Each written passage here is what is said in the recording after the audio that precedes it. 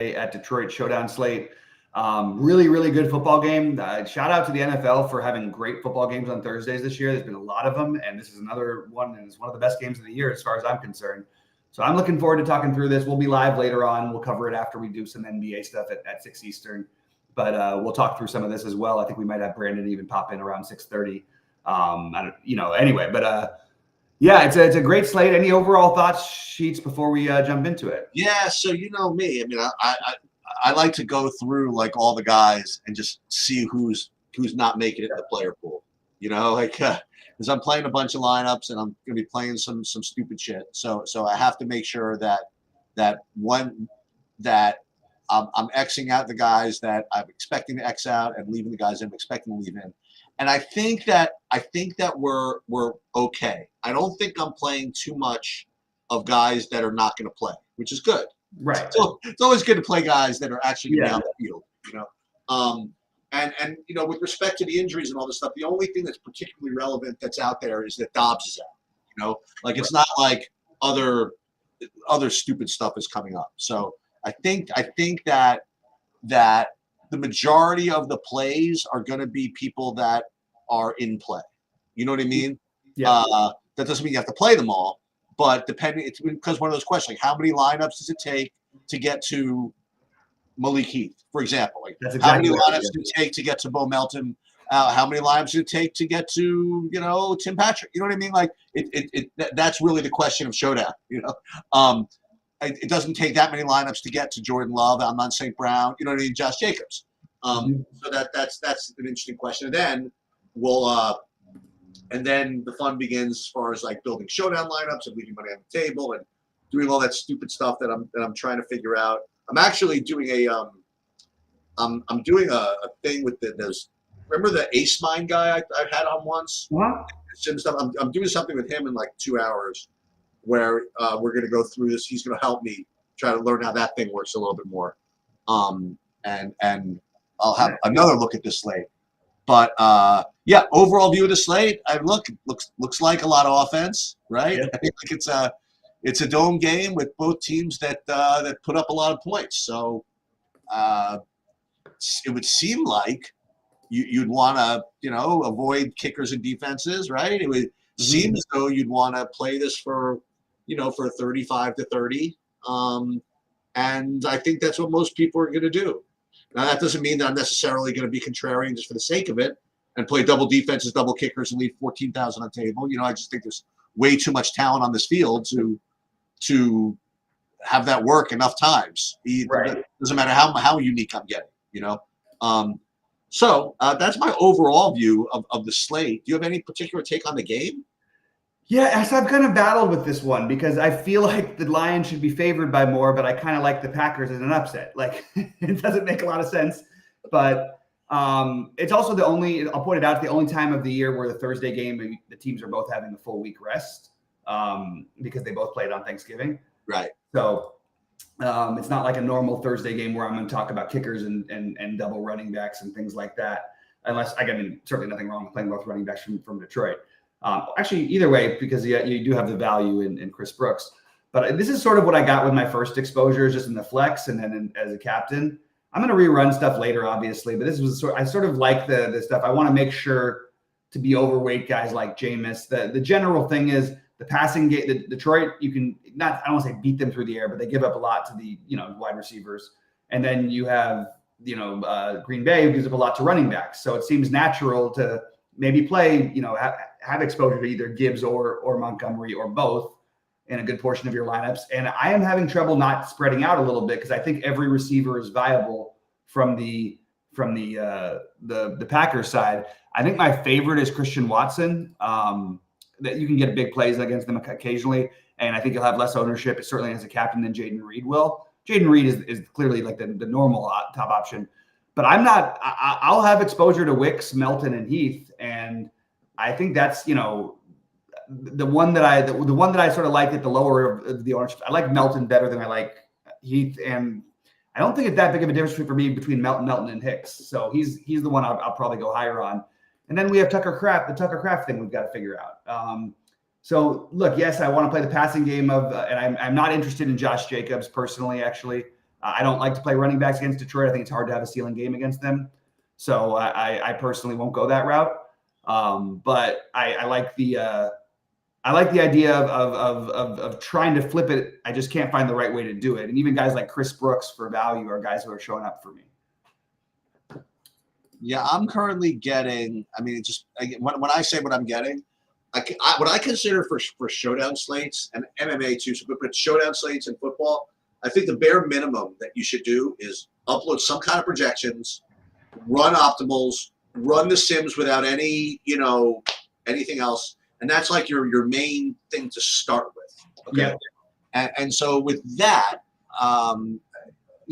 from captain backwards, I would be getting, and I ran 100, 5,000 lineups or whatever, and I'm playing maybe 100.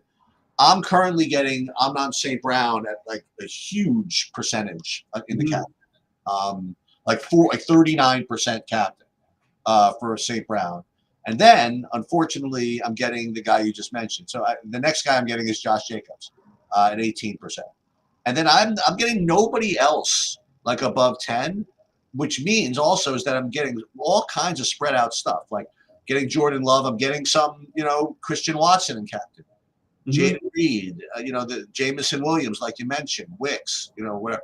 What I'm not getting is much Goff in the captain. Like I'm getting literally 3% Goff in the captain. And it's not as if he's going to be like super, super chalky. I mean, but I have him. What's he going to be? 9% captain, maybe. I don't know. I think I'd be high. I'd be surprised if it was that high. If SaberSim, if these ownerships hold true, and I'll take a look at Goldie's real quick. Yeah, he's got a higher ownership on Love, because I do think that Love, and so do you, just sort of like you, he's got a higher ownership on Goff than SaberSim does. I think if you're going to play one of the quarterbacks, I think it should be Jordan Love. Like I said, I don't know why he's actually not. Like, usually we look at this and it's always the quarterback should be like 30% owned. They always look at 30% owned. I like Love as a somewhat contrarian caption option. I thought he'd be like the second highest owned, and he's sixth, at least as of based on these current projections. Well, let's talk about another thing that you mentioned, kind of like right leading in, with respect to the running backs. So you mentioned that you trying to choose between Gibbs and Montgomery, or maybe just playing them both, right? Right.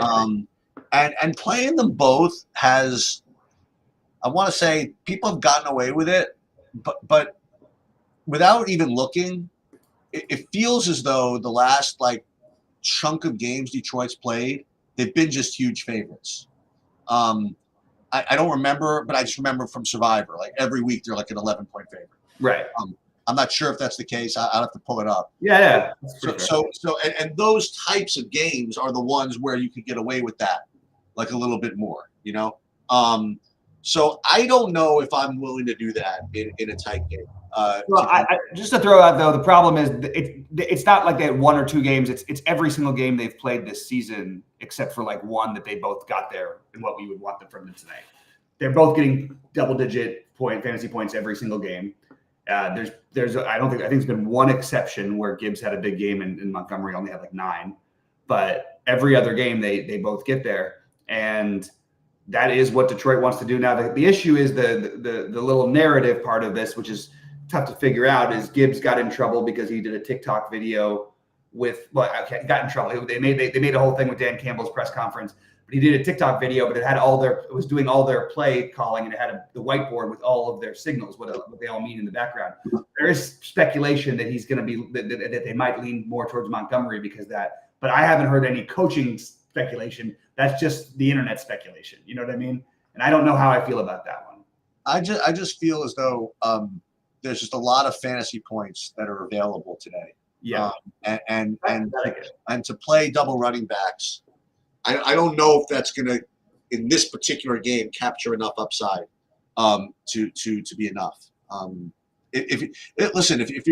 However, if you want to play like a Detroit blowout angle, which could happen, you know what I mean? Like, remember last week Detroit was like on the verge of winning 44-0, and then they basically fell asleep at halftime. You know what I mean? and next thing you know, you saw what happened at the end, right? Right. So I think that if they in fact do get another lead, they're going to be very cognizant of not letting that happen again.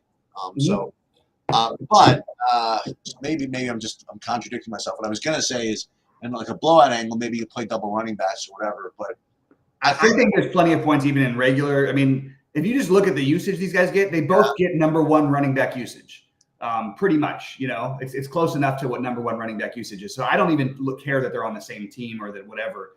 I just look at them as a completely different situation than any other team. It's like 2 years ago or last year was it with A-Chain and Mostert. Mostert led the league in touchdowns, and A-Chain was the higher scoring fantasy running back. You know what I mean? They just both were getting there every game, and they were putting up like 40s together. We're not necessarily going to get that, but if these guys both get you, if between the two of them and they go like one gets 17, one gets 14 or 15, I still think that's pretty good because they spread it out so much in Green Bay. It's hard to know for sure what the receivers are gonna be getting there. You know, like it's hard to know. Okay, are two of them going to get over 20? I doubt that. So where else are you going to be able to get those raw points? It would be St. Brown, Jamison Williams, and Laporta and Kraft, I guess you could throw in there. But those guys all getting, outside of St. Brown, those guys getting 20-plus fantasy points seems less likely than Gibbs or Montgomery to me. But I am interested in trying to dig a little bit more into this. And I don't think I'll find anything more because I've just seen everybody going, oh, but Gibbs is in trouble and be ready for them to give out the ball to Montgomery. They love Montgomery and all this stuff, and Gibbs shouldn't have done that and all these things. I don't know if it may be just overblown, but I am interested in the speculation of it. I'm not. I mean, on the showdowns, I'm not considering that literally at all. Well, what if they literally sit Gibbs? Okay, good. Then I'll have some Montgomery. You know what I mean? Okay. Well, then it's going to work because I'm not going to play them both together. So fair enough, I guess. So it's going to work. So if they sit him, they sit him. You know, whatever. I would not play Gibbs. You know what I mean? Because of that. I mean, they're trying to win the freaking Super Bowl. You know, I'm not interested in. And Dan Campbell looks like this tough guy that's going to be disciplined. At the end of the day, I mean, like, okay, he's going to yell at him and say, hey, don't do your TikTok stuff, and then you know what they're going to do? They're going to give him the ball the same amount as usual. You know what I mean? Because to be honest, I'm on that same page. Like if this was a full NFL Monday slate or Sunday slate or whatever, that's one thing. But when we're doing a one-game showdown to take a big angle on something, whether it's complete BS or not, might actually have some value. There's certain cases where it certainly has worked in the past, but this doesn't feel like one of them. Also, Gibbs did fumble in a big spot last week. That's something else. You know, that I'm interested in that more than the other. Because remember, I mean, the way they set this whole thing up with these two running backs, I mean, it's like, what do they call it? The thunder and lightning, whatever. They have Montgomery usually take like more than 50% in the first half, and Gibbs usually more than 50% in the second half. Yeah. Once everybody gets worn down, then they won't be able to chase Gibbs all over the freaking place. Right, and usually within the 10, it's usually Montgomery, but not always, just usually. Yeah. Yeah. I mean, so I think that again, we'll readdress it, but I'm pretty sure that's what I'm going to do. What now with respect to other Detroit stuff, the Tim Patrick is very cheap. Yep. At 3,400. I would like to say it's for a good reason, whatever, but he is very cheap. I mean, he is almost half. I mean, barely more than half the price of Laporta. You know, right. And listen, Laporta did get 2 touchdowns or whatever last game, I guess, but I don't know what kind of target share Tim Patrick really is getting though. You know what I mean? It feels like he's been getting looks, like, for what it's worth. I mean, he's had like what 5, 9, and 6 fantasy points in his last 3 games.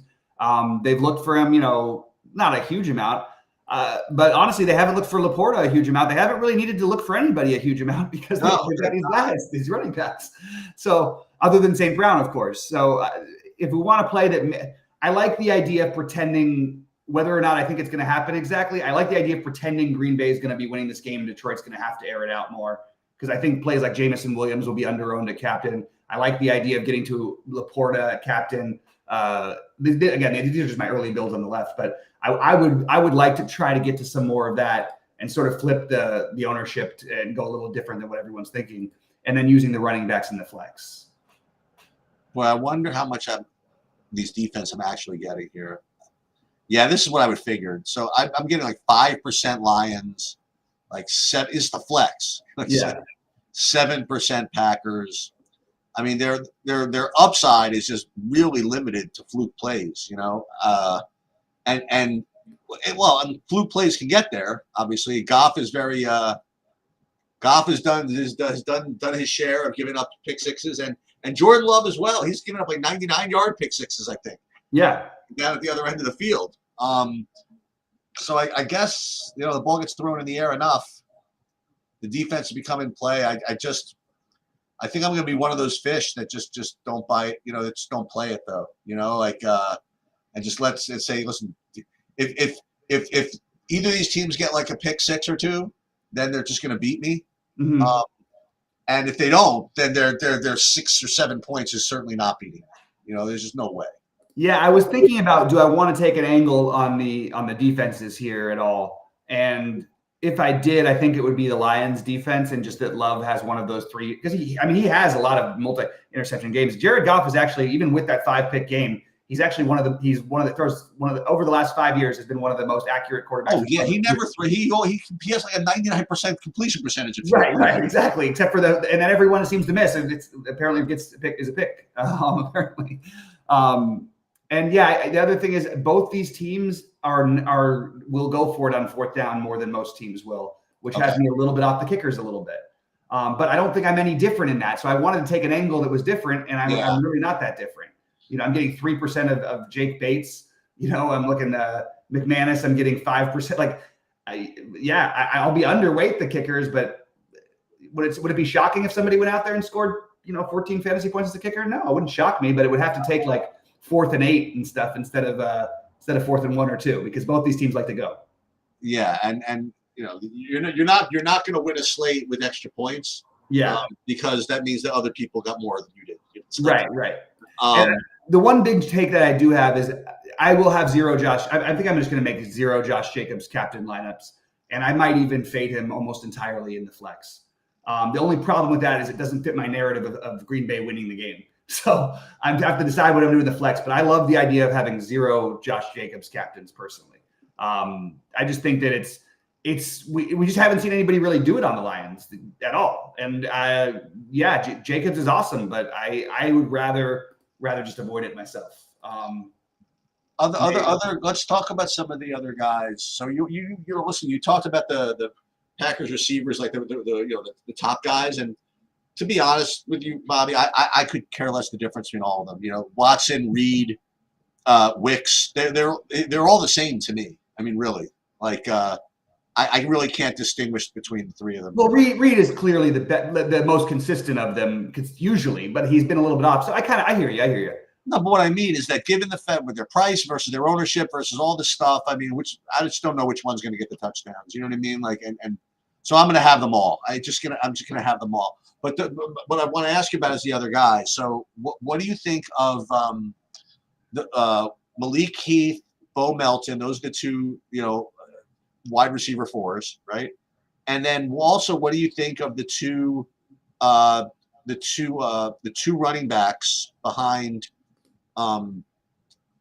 Jacobs? That being Chris Brooks and who was the other guy? Emmanuel Wilson. And Emmanuel Wilson. Do you have any opinion on any of those guys? I don't mind if I ended up there because of the price, but in general, I think you might it's going to be hard for me to see a lineup that doesn't have double-digit points from every position. And I find it very unlikely that either of those guys will get double-digit points. Okay. That's my only take there. The only thing is if those guys fall in the end zone somehow, right. But the odds of them not, I mean, Jacobs has gotten every carry near the goal line basically so far. Maybe an injury, maybe he makes a big play and then they pull him out to get him in. But even if they get in the end zone, that still might only be 7 or 8 fantasy points for them for the game. All right. So now that gets us to where people that are playing reasonably are going to play. So I want to ask you about a couple of other guys, and the way you look at this is you see how it says SS projection over here and my projection over here? Mm-hmm. And so here, just so you know, if it's green, that means I'm a little bit above Saber Sim. I don't know if you ever noticed that. Yeah. If it's red, it's a little bit below. And then when I get down to here, if it's gray, that means it's the same. And the reason why these are all the same is I didn't even project these guys, but they're showing up in the Saber Sim build. So these are the guys I always have to just think about, okay? So we're going to have to go through them for the sake of this. So you first of all, you have Laporta at tight end, and the secondary tight end is Brock Wright. I actually do have a projection on him. He's not exactly that cheap though. He's like $3K. So I'm getting like a 2-point projection on him. And then the other one that's backup tight end would be, I have Ben Sims, who is, I literally have a 0.48 projection. And the other one is the Shane Zylstra. Like these are 3 guys that have gotten a touch. Okay. Right. And then I think there's this John Fitzpatrick. I have him projected also. Do you know anything about these guys that could help me? I'm going to look and make sure they're all active, obviously. Yeah. Do you have any opinion on any of that? I feel like I go back to what my other point was before. If I was going to do any other weird thing, it would be like Brock Wright or something who can catch touchdown pass. I don't really want to have interest in guys who I just think are not going to have a chance at getting 10 fantasy points. I'm going to ask you another way. Okay. All right. Right before the slate locks, all of the starters are out except for these guys. Who of these guys are the best? Can you rename them again? Because now, right, exactly. Very good. So forget Brock Wright. He's like chalk. He's gonna be like 4% off. Like between guys, like, do you know anything about Ben Sims or Shane Zylstra or John Fitzpatrick? Ben Sims has not had a target in any of the. I mean, I think he had a couple. We had like 1 or 2 early in the season. I would not be playing that. I would take more of a shot on Shane Zylstra, who also hasn't had any real looks lately. Okay. But at least there's like talk about them. Well, remember, all the stars are out in my scenario. Right, so. Right. So I guess Shane Zylstra would be my answer. Okay. And then the other guy that's on Detroit's roster, but I haven't seen him play yet, is Allen Robinson. Yeah. And we've heard of him. You know what I mean? Like he's played before. I just don't think he can move anymore. Yeah, I don't know if he got any snaps in the Thanksgiving game. I have to look at it. I don't believe he may not. Oh no, he played that week. He didn't miss the week before, but he didn't play. I don't know if he got any snaps either. And the only other guy that's projected is going to be the third running back. No, the third and fourth running backs for Detroit. That would be Craig Reynolds, who I've heard of, and Sloan Vaki, who I. So Craig Reynolds only if it fits the narrative that we don't like, right? You know, like if we did take the angle that because they're not going to just give the ball the whole time to one guy. If you did think maybe they punish Gibbs by sitting him out the first quarter, maybe Craig Reynolds could sneak one in. So kind of that would be an angle to take that I wouldn't hate. Okay, so you know what you could do, and this is a rule that's probably never going to show up as being relevant. But what you could do as like a no ball rule is go max 1 between like Reynolds and Gibbs, right? You know what max I mean? Like okay. Like you're probably gonna never get Reynolds anyway, right? But at least like if Saberson got in a bad mood and wanted to give you both of them, you would know to not do it because the only, like you just said, the reason why we want Reynolds is that if in case they were really punishing Gibbs, right? So max 1 Reynolds. It's so funny if I put that rule in, Saberson would be like, okay, sure, no problem. I'll make sure you only get one of those 2. Okay, I'll get all the Gibbs. Sure, no problem, Sheets. I'm on it. Are you actually doing it? Yeah, sure. Don't worry about it. I got you. And the only other guy to even bring up are the 2 running backs, Chris Brooks and Emmanuel Wilson. Yeah, so I would lean Brooks if I had to pick between the 2. Because he's younger. Yeah, he's gotten a little bit more active lately. Yeah, sure, it could always be wrong, but I like. I mean, I think they've liked him enough, and he's been more productive as my best explanation, and he is younger. Okay. So yeah, we'll touch on it more later, and then unfortunately we're not waiting on a ton of news that we at least nothing in football. We usually would hear about something, but yeah, I think that we this is just sort of a first look and give us an idea, and then we'll talk about it a little bit more closer to 6:30, I think. Well, see, the other thing I guess I should mention is one of the reasons why sometimes you play guys like this, like the Ben Sims and the Craig Reynolds and the Shane Zylstra and the Emmanuel, whatever, is that sometimes 5 or 6 points is enough. But when you have this big total game like this, it's less important. I think it's less sound to play guys like this because you could be sitting there and say, "Oh my God, Ben Sims got in the game. I'm so psyched." And then, oh my God, he got a freaking reception, and he's 5% I'm a genius. And it turns out he's like the 14th highest scorer on the slate. Right. You don't even need it, you know. Or if you had a very condensed target share where it's like there's 4 guys who you know are going to get all of the work, like if you the Rams playing one night, then spending down on the other side to play the two stud receivers with Kyron Williams, then it would make sense to try to get to those guys plus whoever the studs are on the other team. Right. But when on these kind of things where it's so spread out, especially with Green Bay, and like Bo Melton or Malik Heath could end up with like 20 fantasy points, and that wouldn't surprise you. And it's not what you're banking on, but why am I then taking a shot on a guy at a similar price who maybe he goes crazy and gets 9? You know? How does that happen though? How does even so? Bo Melton and Malik, they're the wide receiver 4, right? Yeah, but they run 4 wide receiver sets, and these guys play every week, even when they have Dobbs. And not only that, but like the majority of the great game scripts have them passing the ball. So yeah, so they'll probably have 4, like you said, 4 wide receivers. It's even more so than normal. Yeah. Okay. And most of these guys have put up 20 in a game this season. I mean, pretty much, I think all of them have put up 20 in it. Oh no, Heath has put up a 14 and a 10. He hasn't put up a 20 yet. But everybody else has put up 20 basically. And why would against the team that allows the second most fantasy points to wide receivers? Why wouldn't it happen tonight? And that's another thing you could do, by the way. Again, you think this is like a small thing, right? I was making fun of it before, but you put in a rule like max 1, say Bo Melton or Malik Heath, and you're like, come on, you really would end up playing 2 of them? You know, listen, if I were hand building, no, I would never play them. But if I'm playing basketball lineups, I'm playing hockey lineups, I'm firing projections into SaberSim, I'm saying, okay, give me a max Geo mean of 17.1 with a freaking predicted dupes of less than 2, and just say, okay, SaberSim, do your thing. You know what? It might say, okay, Sheets, you asked for it. Here, you know what I mean? Like, right. Here's what you want, and you know what you're getting? You're getting 15% of your lineups have both Malik Heath and Bo Melton in it. That at least solves that problem, you know. Right, like, right. So even stupid rules like that, those are the rules I would put in, like rules that probably never even come in play, but are just good to have. Absolutely. Absolutely. All right, guys. Well, we'll see you at 6 Eastern tonight to talk about basketball, and then follow it up with some football. Good luck to everybody.